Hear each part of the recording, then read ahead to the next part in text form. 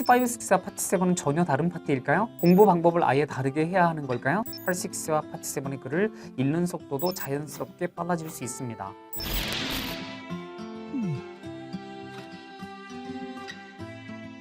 안녕하세요. 전 해커스 학원 강남 캠퍼스 그리고 토익 인강 챔프 스터디에서 토익 리딩 컴프레션을 강의하고 있는 김동영입니다.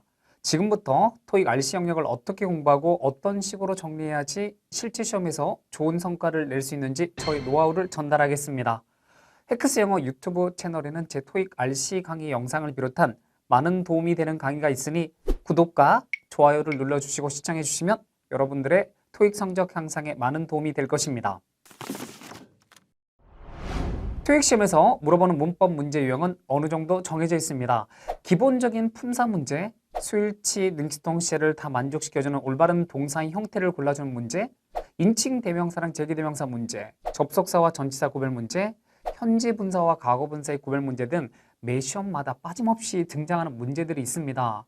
이런 유형들은 워낙 분석이 잘 되어 있기 때문에 단기간에 빨리 정리하셔야 합니다. 해커스 학원의 기본 과정 등록을 하셔서 전체적으로 한번 정리를 하는 것이 가장 빠르고 효율적인 방법입니다. 전문가들이 최고의 자료로 단시간에 정리를 잘 해주니까요. 자, 지금 주어진 이 문제는 액세스 관련된 정기 토익 문법 문제 너무 많거든요. 너무 많은데 일단 전체적 문장 구조를 보면 if란 접속사는 두 개의 절과절을 이어줄 수 있는데 if절 이하에서 프로토타입 vehicle 주어 미치 동사 관계가 나왔습니다. 그리고 쭉 가서 콤마 다음에도 주어 동사 관계가 필요한데 빈칸의 위치는 will be granted 동사 앞쪽으로 주어에 해당되는 표현이 필요한데 주어로 쓸 수 있는 단어들은 명사, 동명사 등이 있죠. 주어진 선택지에서 B번 accessing 동명사, 그 다음 데이비드 access 명사, 주어 자리에 생각할 수 있는데 이 access라는 단어의 정확한 성질을 보자면 access는 동사와 명사 둘 다 있는데 각각 중요한 성질은 동사일 때는 100% 타동사입니다. 그리고 명사일 때는 불가산인데 동사일 때는 제가 분명히 타동사라고 했기 때문에 타동사 얘는요 뒤에 전치사 to 없이 명사 목적을 바로 취합니다. 우리말로 뭐뭐에 접근하다 라고 해석되더라도 to가 오면 안 돼요. 동사일 때는 바로 명사 목적을 취해서 명사에 접근하다 이렇게 씁니다. 그리고 명사 access가 또 다른 명사랑 연결될 때 어떤 뒤에 나온 명사로의 접근이라고 할 때 access to 뒤에 전사 to를 동반합니다.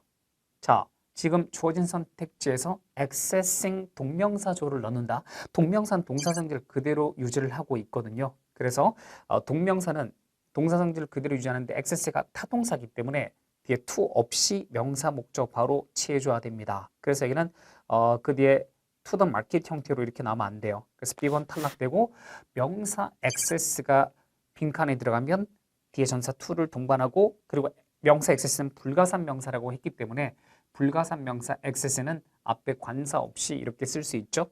그래서 이 문제는 뒤에 to의 쓰임을 보는 게 중요한 문제였습니다.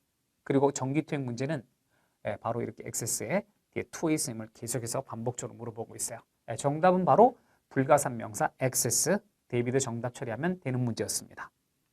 그리고 유형 정리가 다 끝난 다음에는 꼭 많은 문제를 풀면서 틀린 문제들에 대해서 오답 노트를 만드는 것입니다.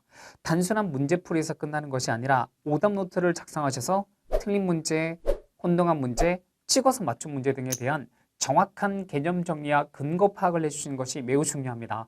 오답 노트를 만들어서 틀린 문제를 관리하지 않으면 내가 틀린 문제는 비슷한 유형이 나오면 또 틀릴 확률이 상당히 높습니다. 주변에서 오답 노트를 만들어야 한다라는 얘기는 많이 들었지만 만드는 것이 그렇게 쉽지 않았을 것입니다. 내가 지금 뭘 하고 있는 거지? 아니면 이 시간에 내가 그냥 공부하고 암기하는 것이 더 좋지 않을까 하는 생각도 많이 들었을 것입니다. 그리고 만들다 보면 틀린 문제 양이 많아서 정말 시간이 너무 많이 걸린다고 포기하는 그런 경우도 많이 보았습니다. 절대로 포기해서는 안 됩니다. 오답 노트를 만드는 방법은 어렵지 않습니다. 오답 노트는 절대로 문제와 해설 다 적는 것이 아닙니다. 그렇게 하면 하루에 10문제 정리하는 것도 시간이 많이 걸릴 것입니다. 힘들게 만든 오답 노트를 다시 꺼내보지 않는 경우도 많습니다. 오답 노트는 최대한 간단하게 포인트 위주로 적으셔야 합니다. 자, 문제를 적을 때는 정말 문제 핵심만 딱 적으시면 돼요. 많이 적을 필요 없습니다. 이런 식으로.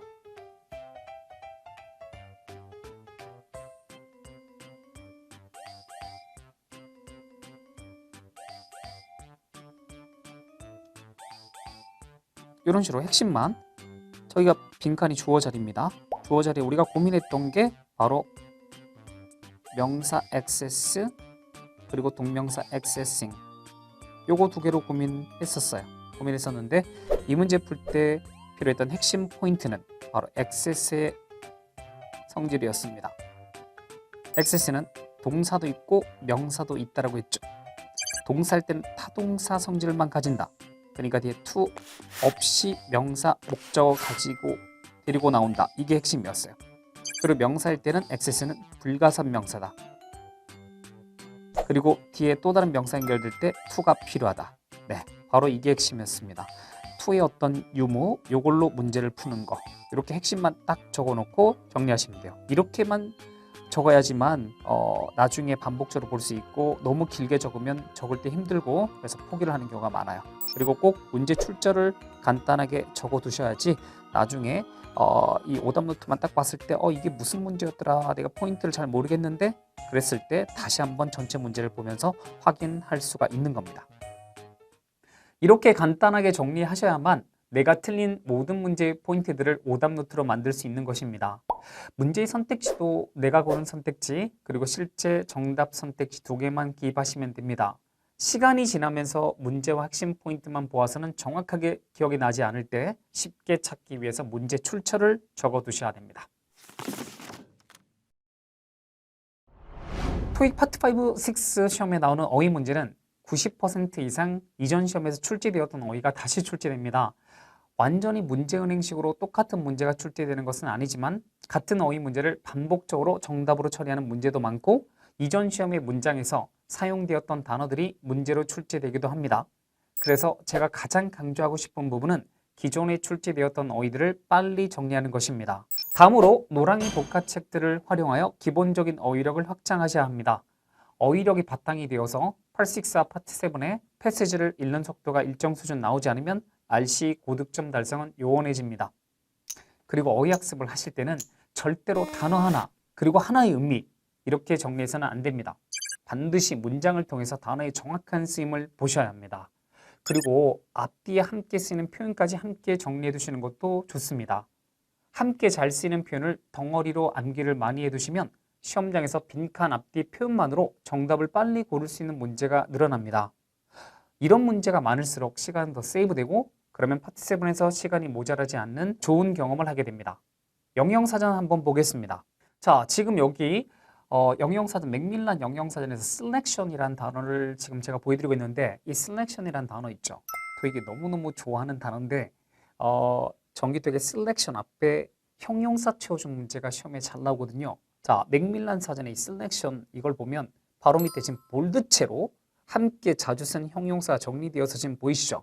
바로 셀렉션 앞쪽으로 good, wide, large, 그 다음에 varied 이런 표현들이 주로 셀렉션하고 함께 어울려 쓰는데 실제 시험장 가면 셀렉션 앞에서 형용사 요 채워준 문제 엄청나게 많이 출제되고 그 다음에 실제로 이 형용사 표현 다음에 셀렉션 자체를 정답 처리하는 문제도 되게 많이 출제되었습니다. 그럼 문제도 한번 보실까요?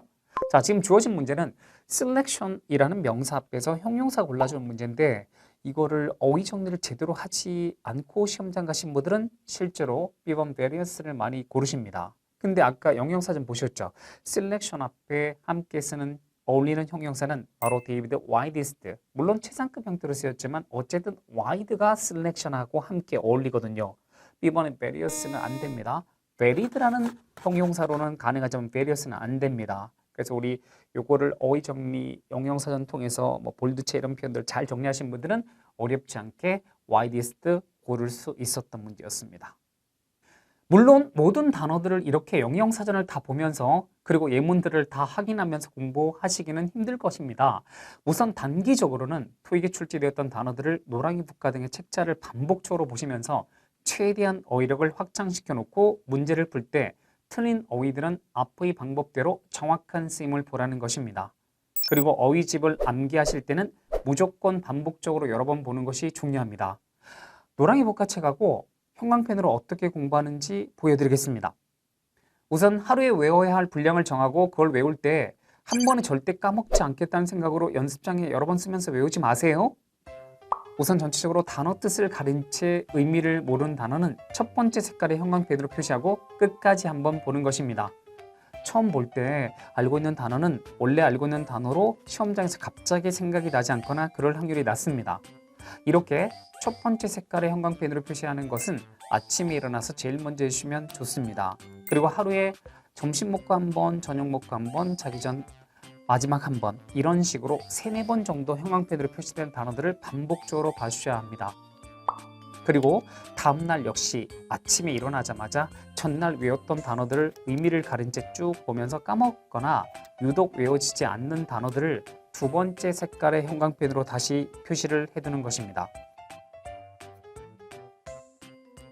그리고 나서 첫 번째 색깔의 형광펜으로 데이터의 단어들을 의미를 가린 채 쭉 의미를 모르는 단어들을 찾아 표시합니다.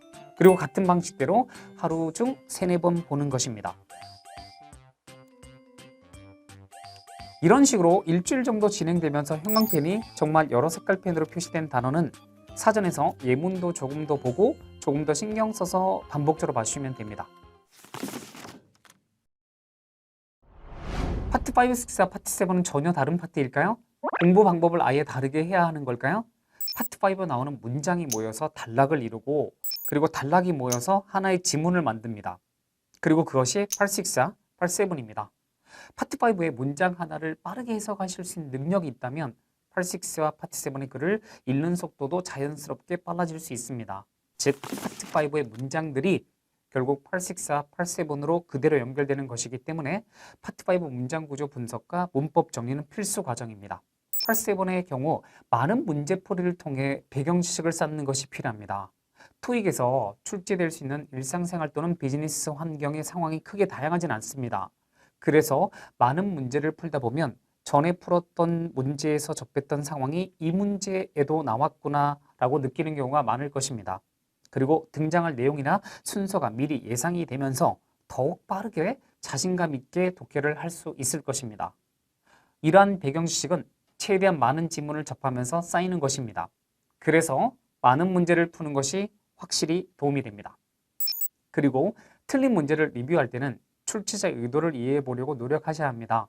특히 내가 고민했던 2개의 선택 중에서 하나가 정답으로 결정되었던 문제는 내가 생각한 것과 출제자의 의도에 어떤 차이가 있는지를 비교해 보면서 공부해 보시면 좋겠습니다. 이렇게 반복적으로 하다 보면 확실하게 비슷한 상황에서 좀 더 출제자의 의도에 맞는 선택지를 고를 수 있는 힘이 길러집니다. 다음으로 토익 문제의 단어와 표현들은 지문에 있는 단어와 표현들에서 재표현, 즉 패러프레이징 되는 경우가 많기 때문에 비슷한 의미의 어휘를 짝지어 기억한 것이 많을수록 문제를 더욱 쉽고 빠르게 풀 수 있습니다. 그래서 파트 7도 패러프레이징 정리 노트를 하나 만들어서 너무 쉬운 표현 말고 잘 몰랐던 표현 위주로 적고 반복적으로 보시면 상당히 도움이 될 수 있습니다. 8A 교재 예를 들어 보겠습니다. 자, 주어진 문제 169번 보시면 Y로 물어봅니다. 구체적 이유를 물어보는 겁니다. 왜? 그럼 이때는 문제의 키워드가 되게 중요한데 왜 회사가 은행을 변경했냐? 바로 스위치 뱅크스라는 이 표현이 지문에 나올 겁니다. 물론 재표현되어서 나온다는 건 예상을 하고 접근하셔야 되는데 자, 우리 앞쪽 첫 부분 읽어보시면 이 회사가 최근에 Financial Institutions, 바로 금융기관을 변경했다. 스위치란 단어까지 그대로 갖다 썼어요. 물론 금융기관 Financial Institutions를 바로 뱅크로 바꿔서 이렇게 문제 만든 건데 자, 왜 변경했냐? 앞부분에 in order to 부정사는 뭐뭐 하기 위해서인데 Y 질문에서 in order to 동사 원형이 단서로 활용된 경우가 많습니다. 왜? 뭐뭐 하기 위해서. 홍이 자연스럽죠. 자, 이거는 최상의 온라인 비즈니스, 파이낸스 시스템 이런 것 중에 하나를 이용하기 위해서 그리고 노력을 촉진시키기 위해서 그 뒤에 to go paperless가 나왔어요. 종이를 안 쓰는 방향으로 가기 위한 노력을 촉진시키기 위해서 금융기관을 변경했다. 그리고 현재 바로 벤처뱅크의 고객이다 라고 했어요. 그래서 은행을 결국 바꾼 건데 그 이유가 종이를 좀 안 쓰는 방향으로 가기 위한 노력을 촉진시키기 위해서 그리고 최상의 온라인 비즈니스 파이낸스 시스템 중 하나를 이용하기 위해서라고 나왔는데 선택지 ABC들을 딱 읽어보면 바로 go paperless를 패러프레이징한 to reduce waste on paper, 종이의 어떤 이런 waste 낭비 이거를 줄이기 위해서. 이 표현이 결국 go paperless랑 같은 표현이죠. 그래서 어렵지 않게 정답 C번. 결국 이 문제의 핵심은 제 표현입니다. 지문에 있는 go paperless 요거를 갖다가 reduce waste on paper 이렇게 간 겁니다.